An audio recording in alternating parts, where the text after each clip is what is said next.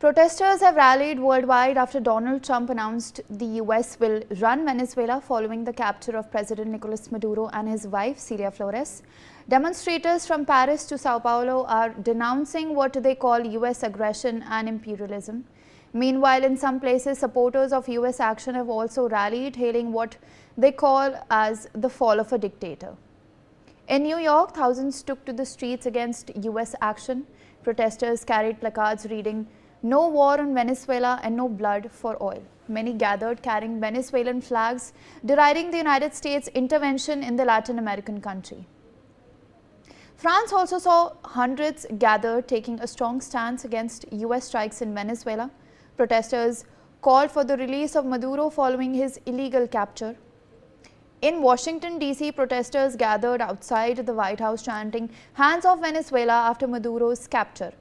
Many carried placards reading, "Trump is a war criminal."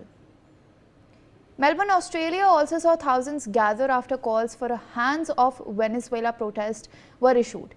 People called into question whose sovereignty would be threatened next, issuing strong calls for the US to keep hands off of Latin America.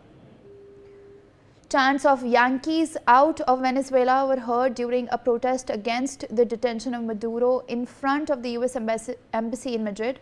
People carried the Venezuelan flag as they protested against US action. Left parties in New Delhi also took to the streets to protest against American aggression on Venezuela. Members from the CPI-M party derided US action and called for the Indian government to take a strong stance against the US strikes. Contrarily, many Venezuelans across the world also celebrated the fall of the Venezuelan leader.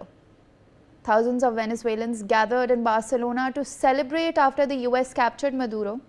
Venezuelans waved flags and cheered over Maduro being deposed.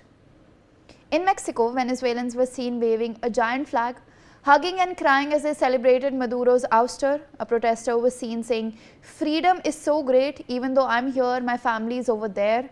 My grandchildren are going to know a free Venezuela." Venezuelans in Lima in Peru also celebrated Trump's intervention in Venezuela, with many seen chanting slogans and carrying flags. Some protesters also carried a poster of Venezuelan opposition leader Maria Corina Machado. A Venezuelan citizen was heard remarking, "Thank God a US president who supports us came to power." Finally, videos also showed many Venezuelans in Puerto Rico gathering to celebrate the capture of the ousted leader Maduro. Venezuelans were seen embracing one another and holding Venezuelan and Puerto Rican flags.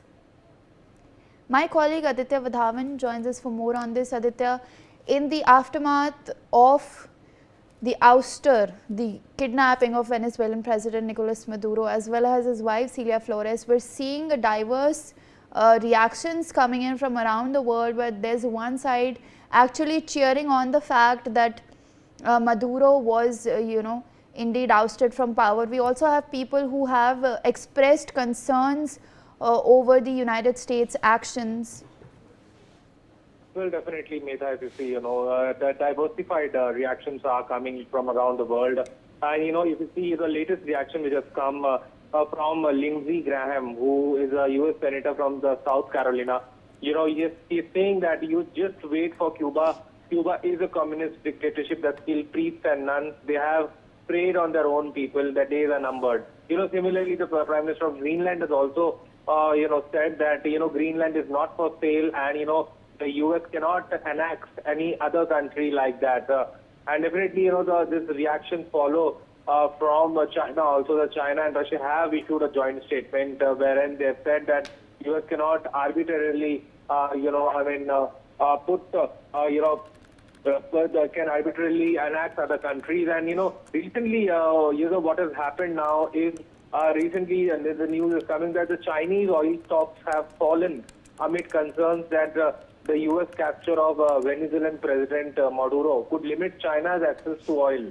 So definitely, so far, even the copper reserves in Peru are being taken by China, by the Chinese Communist Party. So indeed, at this juncture, there is a growing competition between the U.S., China and Russia as far as the access over resources are concerned. We saw how, Trump brokered a deal with Ukraine as far as the rare earth elements is concerned. And also, Also in the past, Trump is seen now also seen bettering his, making his relations good with Pakistan because of his son's cryptocurrency business.